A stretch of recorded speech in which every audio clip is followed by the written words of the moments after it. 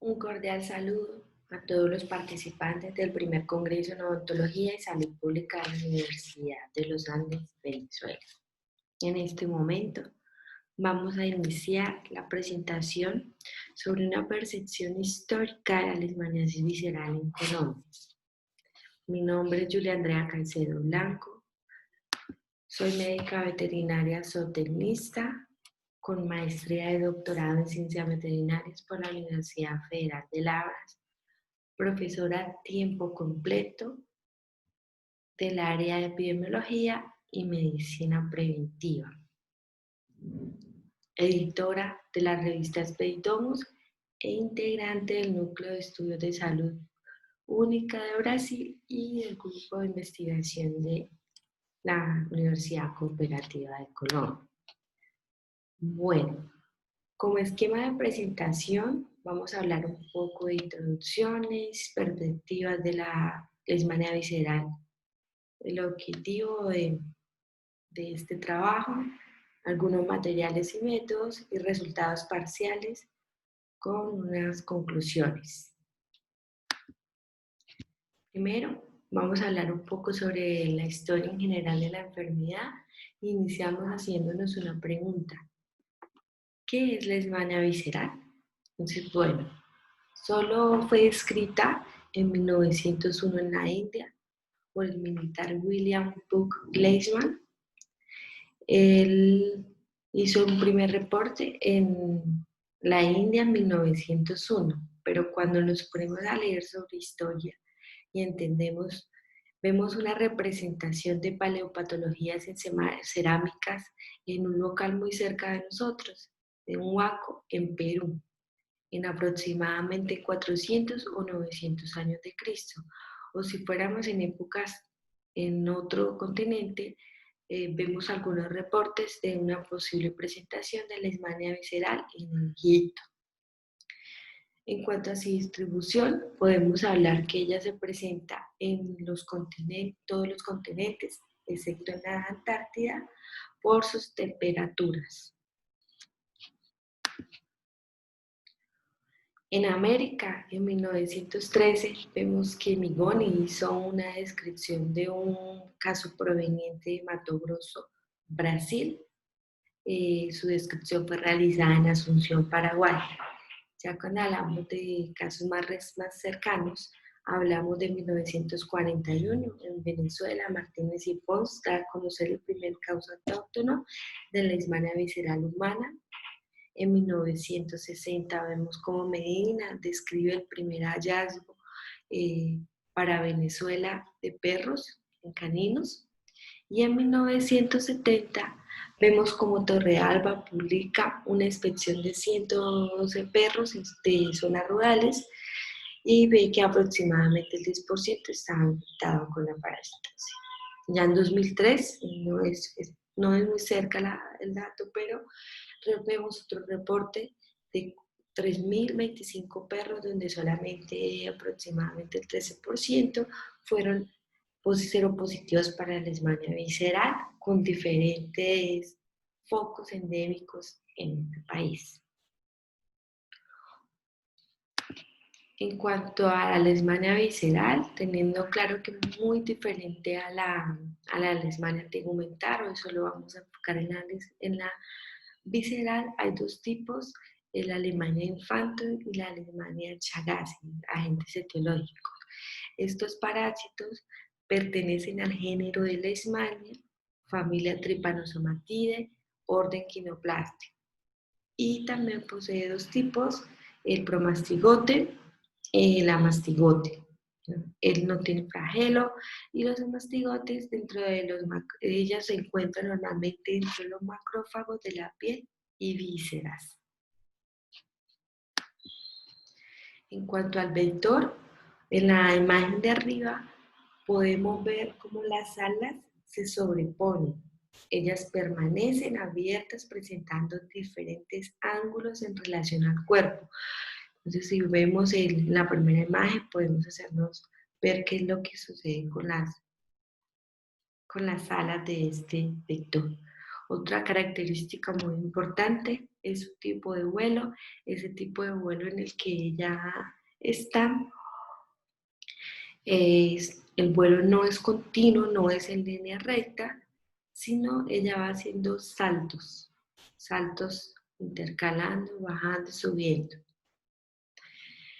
Otra característica importante de su morfología o de su área de acción es que ella trabaja en un radio de aproximadamente 250 metros, o hay algunos reportes que dicen que 150 metros, dependiendo de la literatura en la que usted quiera citar. Cuando hablamos de cuál es la especie presente en América, podemos hablar que es la Luxomia longipalpis, es la con la que más cuenta reportes, siendo de importancia. Y también podemos citar que en el Viejo Mundo hay otros reportes, entonces para tener en cuenta, en Brasil hay una distribución amplia de Luxomia longipalpis y otras especies que ya son de importancia para nosotros. Ella, en su morfología, tiene un aparato bucal. Es importante tener claro que el ciclo reproductivo del vector es muy diferente al zancudo normal. El zancudo normal utiliza el agua, en este caso el flebotominio o flebótomo.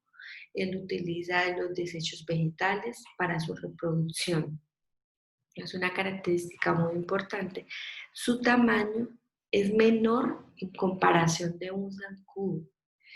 Y cuando hablamos ya de su saliva, ella cuando dislacera el tejido de los hospederos, ella tiene unos factores anticoagulantes, vasodilatadores, inmunosupresores y quimiotácticos.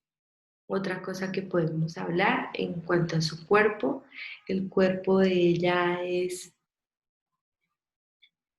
densamente cubierto por cerdas y escamas, y ahí es donde conseguimos ver con su probóscide la diferenciación de las diferentes especies o la espermateca que se encuentra al final, como en la parte caudal del vector, podemos hacer la diferenciación de las diferentes especies presentes. El medio ambiente en el cual él se desarrolla, como ya lo había citado antes, es un medio ambiente en el que cuenta con desechos vegetales, principalmente él se encuentra o han habido relatos de eh, áreas domiciliares, en patios, en lugares donde hay producciones de gallinas, jardines y algunos lugares como donde normalmente habitan o está la casa del perro. En áreas silvestres podemos encontrar en lugares, cavernas, o dependiendo del lugar de colecta, que podríamos hacerla con la técnica de Shannon o podríamos hacerla con una lámpara, una trampa de luz. Vamos a encontrar diferentes especies. En la foto de abajo vemos la entrada de una caverna donde fueron encontrados algunos especímenes de flebotomídeos. Ya cuando hablamos del hospedero intermediario, podríamos hablar de los caninos. Aquí al lado izquierdo vemos una hembra canina de 2 años de edad. Ella era positiva con el test rápido de biomanguinhos. Y al lado derecho podemos ver un humano que también puede ser que era positivo para una niña de 11 años de edad que era positiva para la Leishmania visceral. ¿Cómo hago ese diagnóstico? En humanos. En humanos podemos hablar de un diagnóstico clínico y laboratorial. Pues ella puede presentar una fiebre intermitente, prolongada, un emagrecimiento, una pancitopenia y una hepatosplenomegalia. Y ese diagnóstico también puede ser realizado por biopsia, PCR, o calcular la respuesta celular, o también podría ser una ELISA o un RIFI. En caninos hay ciertos signos clínicos como lesiones en la piel y principalmente la onicobrifosis. Son muy constantes en la mayoría de los perros, pero tengo que aclarar que hay algunos animales que han presentado ser positivos para esta enfermedad y no presentan ningún signo clínico aparente. Bueno, el objetivo de este trabajo era caracterizar los departamentos con un reporte de casos positivos de leishmania visceral canina. Hay que tener en cuenta que esta parte del proyecto es solo un objetivo en el cual está incluido en un macro proyecto en el cual se encuentran otros objetivos. Este era un inicio y ya tenemos unos resultados. Bueno, en cuanto a los materiales y métodos, se hicieron búsquedas en bases de datos como PubMed, y también se hizo búsquedas en Cyber y en Google Escolar con los conectores booleanos sin hacer un filtro adecuado. Se encontraron 186.100 artículos, de los cuales 21.673 fueron duplicados, y al hacer una revisión exhaustiva se seleccionaron solo 125 trabajos que contenían información o datos sobre Colombia.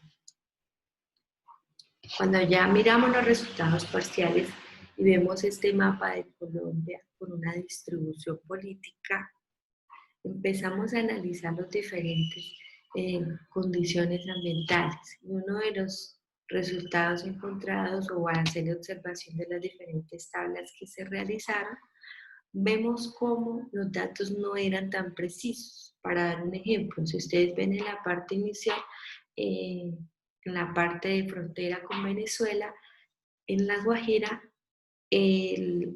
como tal, el dato reportado solo hablaba del departamento, pero no hablaba de la ciudad en la cual fue el caso positivo.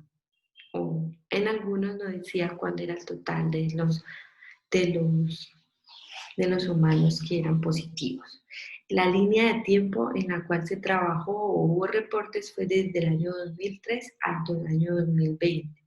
Podemos ver que en el norte de Colombia, en departamentos como el Bolívar, el Córdoba, Sucre y Guajira, fue donde había una mayor representación de los casos.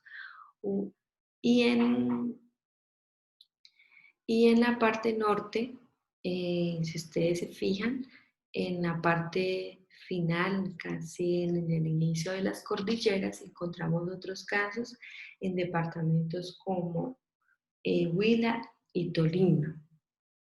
Hay que tener en cuenta que eh, cada reporte de literatura que ofrecía los rangos de acción, digamos, del vector, ellos oscilan entre las temperaturas de 17 grados centígrados y 31 grados centígrados. Entonces, por eso podemos asimilar que alguna de las características de este vector no permite el crecimiento de las cordilleras, como podría ser representado en el mapa.